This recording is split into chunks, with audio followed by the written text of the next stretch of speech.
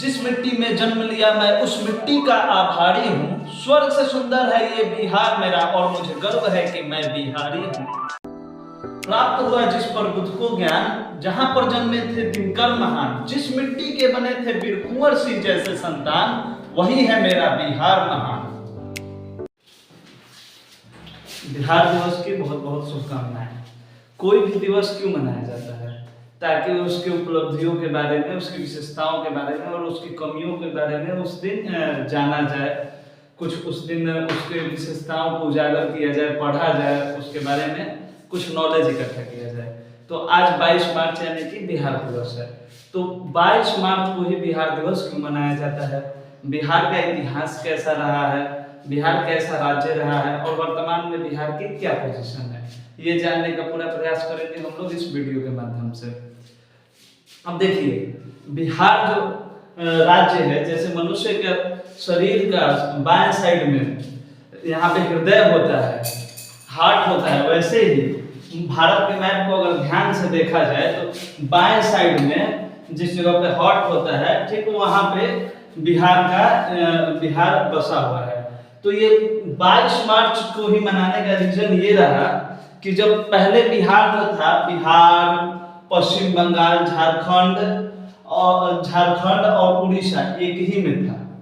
ठीक, जब 22 मार्च 1912 को है बिहार बंगाल प्रेसिडेंसी से अलग हो गया। 22 मार्च 1912 को, उसके बाद इसीलिए पहला बार बिहार जो था बंगाल प्रेसिडेंसी से अलग होकर, पहले ये सब बंगाल बोला जाता था। अब 22 मार्च 1912 के दिन ही बंगाल से अलग होकर ये बिहार अपना एक अलग अस्तित्व में आया। उसके बाद 1936 में बिहार जो है उड़ीसा से अलग हो गया। ठीक, उसके बाद लास्ट जो है 15 नवंबर 2000 को बिहार झारखंड से भी अलग हो गया। ठीक, तो बिहार का लगभग 3 बार बंटवारा हुआ है, लेकिन पहला बार जो था बिहार बंगाल से अलग होकर 1912 में 22 मार्च 1912 को अस्तित्व में आया था। अब बिहार के बारे में विशेषताएं जो है वो, बिहार पॉपुलेशन में 3 नंबर पे है और बिहार की जो पॉपुलेशन में 3 नंबर पे, एरिया में 12 नंबर पे, मतलब बिहार जो है हमारा पॉपुलेशन में 3 नंबर स्थान है इसका टॉप से, जबकि एरिया में अगर स्थान देखा जाए तो ये 12वें स्थान पर है। ठीक है, अगर विधानसभा का सीट देखा जाए तो यहाँ 243 सीट है विधानसभा का और विधान परिषद का 75 सीट है। विधानसभा 243, विधान परिषद 75 और लोकसभा में 40 मेंबर बिहार से जाते हैं लोकसभा में। अब बिहार की चौहद्दी की बात कर लेते हैं तो बिहार के ये ईस्ट साइड में बंगाल है, वेस्ट साइड में पूरा यूपी है, थोड़ा सा ये छत्तीसगढ़ भी नजर आता है।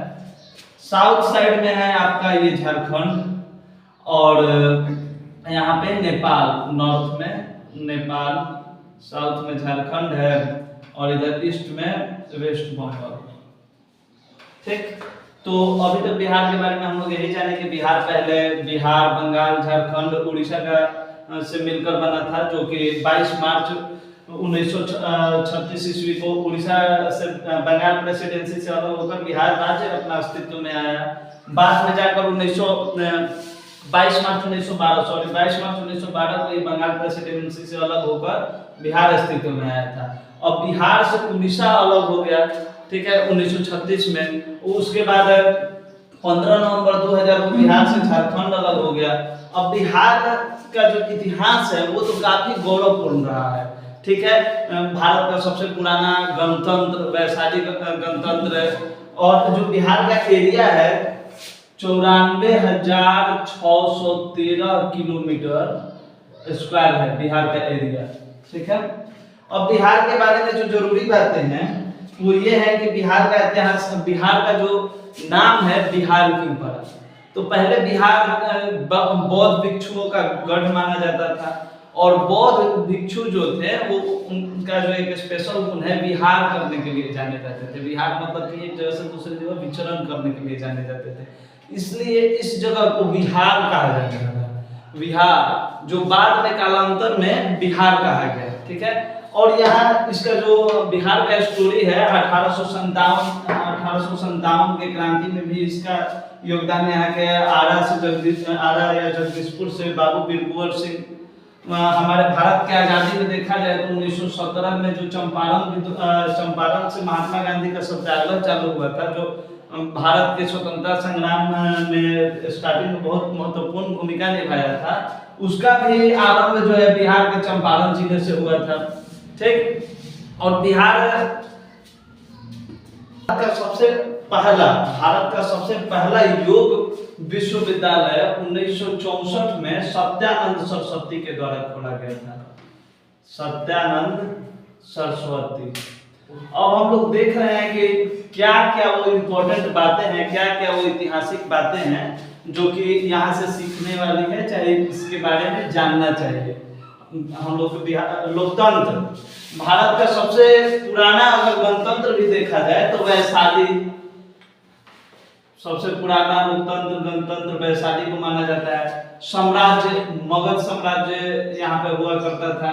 सम्राट, जिसके सम्राट चंद्रगुप्त मौर्य, ये सब बिहार में थे। ये बिहार, जिसको आज बीमारू राज्य के नाम से जाना जाता है, ये सारी विशेषताएं जो है अपने बिहार की है।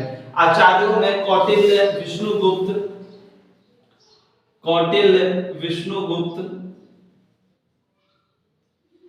गणितज्ञ। अब गणित से बहुत पुराना नाता रहा है बिहार का। यहाँ पे शून्य देने वाले आर्यभट्ट, वशिष्ठ नारायण जैसे गणितज्ञ हमारे बिहार की धरती से। अभी तक ये प्रचलन है कि अगर भारत के किसी स्टेट के बच्चों का मैथ स्ट्रांग होता है तो वो बिहार के बच्चों का। बोला जाता है कि भारत का गौमूत्र और बिहार का गणित सूत्र बड़ा फेमस है। तो यहाँ पे जो गणितज्ञ हैं वो आर्यभट्ट, जो कि शून्य के जनक माने जाते हैं, काफी इंपॉर्टेंट है शून्य। वशिष्ठ नारायण के बारे में ये कहा जाता है कि जब नासा जो कि अमेरिकन स्पेस एजेंसी थी, जब ये नासा में कार्यरत थे एज ए साइंटिस्ट, तो अपोलो सैटेलाइट के लॉन्च के समय जब वहां के सारे कंप्यूटर बंद हो चुके थे, तब वशिष्ठ नारायण ने अपने कैलकुलेशन के द्वारा सारे कैलकुलेशन सही करके लगभग कंप्यूटर से भी जितना बताता उतना कैलकुलेशन ये कॉपी पेन से कर दिए थे। कवियों में रामधारी सिंह दिनकर हो गए, वान भट्ट हो गए, विद्यापति हो गए, वाल्मीकि हो गए। सबसे पहले रामधारी सिंह दिनकर,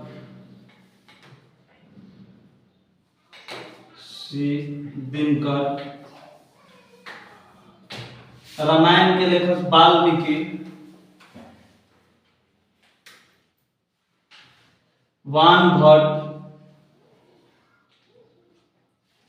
और भी बहुत सारे लेखक हैं जो कि बिहार की धरती से हुए थे। जब विद्यालय का बात किया जाए तो बिहार का सबसे प्राचीन विश्वविद्यालय नालंदा विश्वविद्यालय, विक्रमशिला विश्वविद्यालय। नालंदा विश्वविद्यालय के बारे में कहा जाता है कि यहाँ न सिर्फ केवल भारत से बल्कि विश्व के हर एक कोने से, चीन, तुर्की, इंडोनेशिया, ईरान, सारे देशों से यहाँ पर पढ़ने के लिए स्टूडेंट आते थे।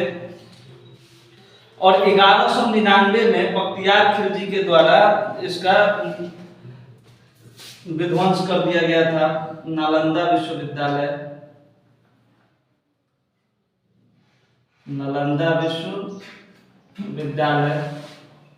विक्रमशिला विश्वविद्यालय,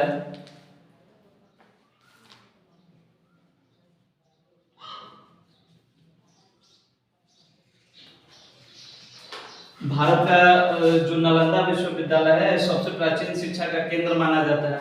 जब हम लोग पेंटिंग का बात करेंगे तो मिथिला पेंटिंग, मिथिला पेंटिंग काफी फेमस है वर्ल्ड में, इंडिया में इसका भी काफी नाम आता है। अब बिहार से जुड़ी कुछ और महत्वपूर्ण जानकारी है। जब बिहार के शिक्षा के बारे में बात किया जाए तो नालंदा विश्वविद्यालय के बारे में बात किया जाता है। क्यों?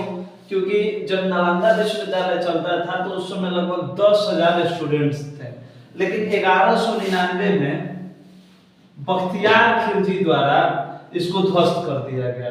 बख्तियार खिलजी जो कि विदेशी आक्रमणकारी था, इसके द्वारा 1199 ईस्वी में नालंदा विश्वविद्यालय को ध्वस्त कर दिया गया। नालंदा विश्वविद्यालय को कुमारगुप्त ने बनवाया था, गुप्त शासक कुमारगुप्त ने इसको बनवाया था। तो जब नालंदा भारत के इतना बड़ा, भारत ही नहीं विश्व का इतने बड़ा शिक्षा का केंद्र था, जहाँ न सिर्फ भारत से बल्कि जापान, इंडोनेशिया, इराक, ईरान, चीन, नेपाल सारे देशों से लोग यहाँ पे पढ़ने आते थे। तो वर्तमान में शिक्षा का क्या स्तर है? वर्तमान में यहाँ पे 25 इंजीनियरिंग कॉलेज, एक NIT, एक IIT और 5 मेडिकल कॉलेज है। फिर भी जो यहाँ का शिक्षा का स्तर है, कोई भी अपने बच्चों को नहीं पढ़ाना चाहता है बिहार में। ऐसा क्यों हो रहा है? इसके रीजन को देखेंगे हम लोग। इसका रीजन ये है कि यहाँ की राजनीतिक व्यवस्था बिहार को चौपट करते जा रही है। ठीक, यहाँ पे सत्ता में बिहार के शिक्षा व्यवस्था चाहे कमियों के बारे में जानने से पहले हम लोग जान लेते हैं बिहार के कुछ फेमस पर्सनालिटीज का नाम। जैसे राजेंद्र प्रसाद भारत के प्रथम राष्ट्रपति, जिनका जन्म बिहार के जीरादेई नामक ग्राम में हुआ था। बिस्मिल्लाह खान, प्रसिद्ध शहनाई वादक, जिनका जन्म बिहार में हुआ था। दशरथ मांझी, जो कि पर्वत तोड़ के रास्ता बनाए थे, लगभग 9 मीटर चौड़ा और 110 मीटर लंबा रास्ता पर्वत को तोड़कर बनाए थे, जो कि काफी था। फिर भी बिहार का हालत, बिहार को बीमारू राज्य क्यों बोला जाता है, इस पर भी थोड़ा सोचने का जरूरत है कि बिहार को बीमारू राज्य बोला क्यों जाता है। सबसे पहला इसको जियोग्राफिकल डिसएडवांटेज है। यहाँ पे जो है भारत, बिहार, ये लैंडलॉक कंट्री, लैंडलॉक स्टेट है। इसके जो बिहार स्टेट है, इसके चारों तरफ जो स्टेट है वो लैंड है, मतलब ये समुद्री इलाके से टच में नहीं है। अगर समुद्री इलाके से टच में होता तो थोड़ा इंटरनेशनल व्यापार भी होता। इसका हालत तब खराब होने लगा जब 2000 में इसको झारखंड से अलग कर दिया गया। जो भी यहाँ पे कोयला का खान वगैरह, यूरेनियम का खान मिलता था, वो अब झारखंड के पास चला गया। अब बिहार के पास कोई भी कंपनी, फैक्ट्री नहीं थी और ना ही कोई अपना कुछ जियोग्राफिकल एडवांटेज था। इसके बीचों बीच गंगा नदी गुजरती है, फिर भी इसके एक इलाके में हमेशा बाढ़ से डूबा रहेगा, तो एक इलाके में सूखा पड़ा रहता है। तो बाढ़ आने का कारण ये है कि यहाँ से नेपाल से कोसी नदी निकलती है। कोसी नदी के कारण, कोसी नदी अपने मार्ग में बहुत सारे मोड़ है, जिसके कारण बारिश के दिन में, बरसात के दिन में ये अपना रास्ता तोड़कर इधर उधर पूरे राज्य, आधा राज्य में बाढ़ प्रभावित ही रहता है। यहाँ के 88% जो जनता है अभी भी गांवों में निवास करती है, ग्रामीण जनता है। मात्र 12% ही जो जनता है वो शहर में रहती है। यहाँ का शिक्षा जो है नेताओं के कारण, नेता लोग यहाँ पे, सबसे बड़ा कारण है यहाँ पे कास्ट पॉलिटिक्स। कास्ट पॉलिटिक्स के कारण, मतलब कि शिक्षा की कमी होने के कारण यहाँ कास्ट पॉलिटिक्स ज्यादा चलता है। अपने जात वाले लोग को ही चुनते हैं। इसी कारण जो चुनाव में मुद्दा आता है वो डेवलपमेंट ना होकर कास्टिज्म हो जाता है। ये बिहार के जो बदहाली का सबसे बड़ा कारण है। इसके बावजूद बिहारी लोग काफी sharp minded, fast learner, hard working होते हैं। बिहार जो है भारत में सबसे ज्यादा IAS, IPS और इंजीनियर देने वाला राज्य है। लेकिन यहाँ सबसे बड़ा जो कमी है पलायन का। यहाँ से लोग रोजगार के खोज में, यहाँ इंडस्ट्रीज की जरूरत थी, बहुत सारे चीज की जरूरत थी, लेकिन बहुत सारी चीजों को मिलाकर देखा जाए तो बहुत ही बिहार स्ट्रगलिंग स्टेट है। काफी संघर्षपूर्ण जीवन होता है यहाँ के लोगों का। यहाँ के लोग काफी मेहनती होते हैं, टैलेंटेड होते हैं कुछ कमियां हैं, लेकिन उन सभी कमियों के बावजूद जिस तरह बिहार सरवाइव कर रहा है वो काफी सराहनीय है। तो हमेशा बी प्राउड ऑन बिहार। गंदी राजनीति से बिहार हर बार हारा, वरना पिछड़े राज्यों की सूची में ना होता नाम हमारा। बर्गर पिज्जा खाने वाला क्या समझेगा प्यार, जिसने नहीं खाया कभी लिट्टी चोखा वो क्या समझेगा बिहार में। भैया हम बिहारी हैं, कब हमने हिम्मत हारी है, कोशिश आज भी जारी है, चल रही कोई विशेष तैयारी।